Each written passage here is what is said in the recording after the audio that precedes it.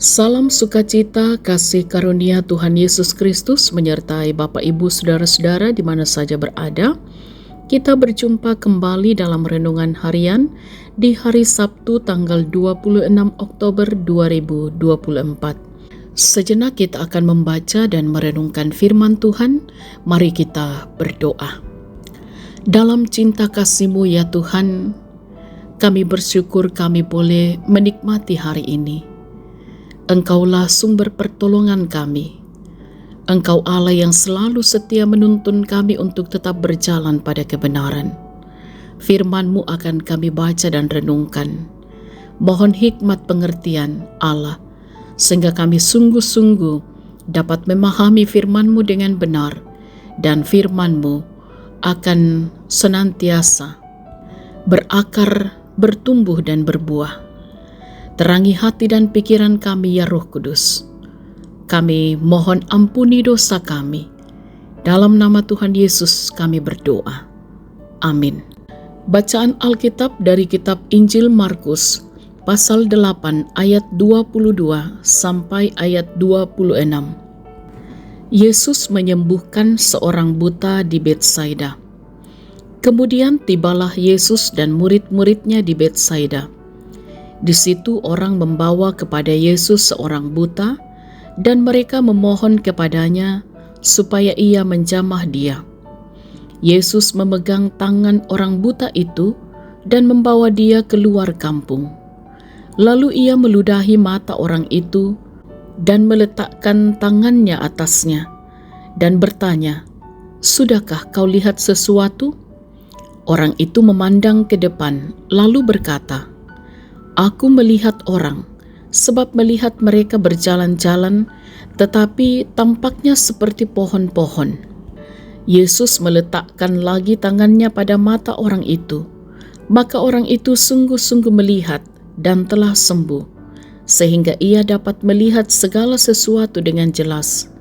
Sesudah itu, Yesus menyuruh dia pulang ke rumahnya dan berkata, "Jangan masuk ke kampung." Amin.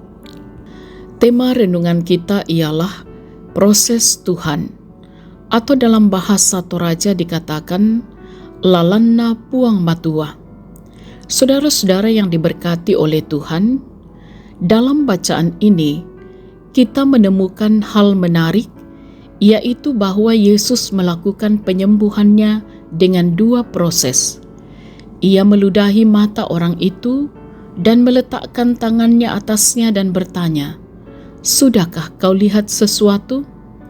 Lalu Yesus melakukan proses yang kedua, yaitu ia meletakkan lagi tangannya pada orang itu, sehingga orang itu sungguh-sungguh melihat dan telah sembuh.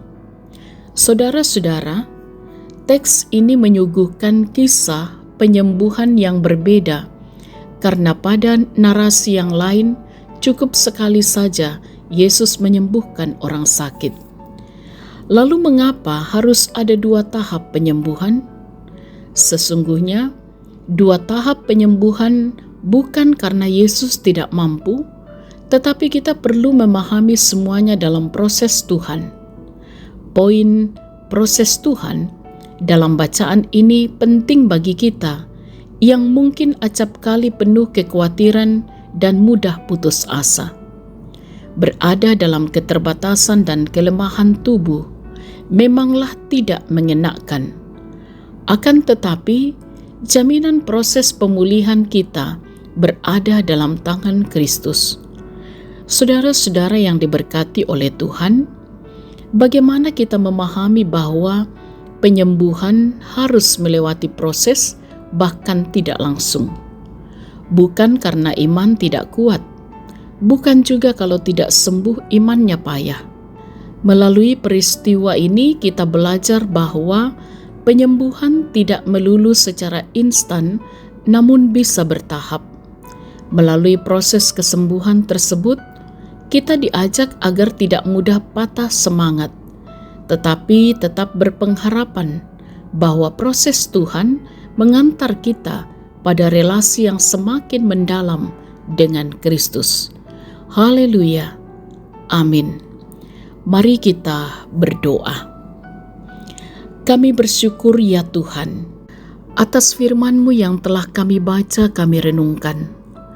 Sungguh kami mengimani bahwa setiap hal yang kami jalani dalam kehidupan ini ada proses Tuhan. Walaupun kami sadar tidak mudah untuk kami jalani, namun firman-Mu semakin meneguhkan iman kami, supaya kami tidak mudah patah semangat, tetapi kami tetap berpengharapan bahwa proses Tuhan mengantar kami pada relasi yang semakin mendalam dengan Kristus. Tuntun kami ya Roh Kudus oleh firman-Mu. Kami bersyukur Engkaulah sumber kekuatan dan pertolongan kami. Kami percaya Engkau jugalah yang akan terus menjaga melindungi kami di sepanjang hari ini dalam berbagai aktivitas kami. Kiranya kami kerjakan dengan takut akan Tuhan. Bahkan di sepanjang hidup kami senantiasa memuliakan Tuhan. Diberkatilah orang tua, diberkatilah anak-anak, bahkan diberkati jugalah orang tua kami yang sudah lanjut usia. Kiranya dalam perjalanan kehidupan ini semakin dapat menyaksikan kuasa kasih dan kebaikan Tuhan. Kami doakan mereka yang sedang sakit dipulihkanlah, dikuatkanlah. Mereka yang berduka diberikan kekuatan dan penghiburan yang sejati. Dalam berbagai pergumulan-pergumulan kehidupan, Tuhanlah yang menjadi sandaran hidup kami. Kami percaya oleh cinta kasih-Mu dalam segala hal dan keadaan, kami juga tetap mampu menyaksikan kebaikan Tuhan. Kami berdoa, kiranya Engkau sempurnakan sukacita saudara-saudara kami dalam pertambahan usia, ulang tahun perkawinan, atau apapun yang boleh dicapai diraih dalam kehidupan ini. Kiranya semua dihayati hanya oleh anugerah Tuhan. Kami mohon kiranya gereja-Mu sungguh-sungguh mewujudkan panggilan, bersekutu, bersaksi, dan melayani dimanapun Tuhan mengutus. Kami berdoa untuk bangsa kami, untuk pemimpin-pemimpin kami, untuk kota di mana kami berada. Kiranya kami menikmati damai sejahtera Allah. Kehidupan para pemimpin kami diberkati untuk juga mampu mengerjakan amanah dengan penuh tanggung jawab. Ya Tuhan, jaga lindungi kami di sepanjang hari ini. Kami mohon ampuni dosa kami, sempurnakan doa kami. Dalam nama Tuhan Yesus kami berdoa. Amin. Sahabat renungan harian yang diberkati oleh Tuhan, selamat beraktivitas hari ini, selamat berakhir pekan, tetaplah semangat dalam iman, bersukacitalah senantiasa di dalam Tuhan Yesus. Tuhan berkati.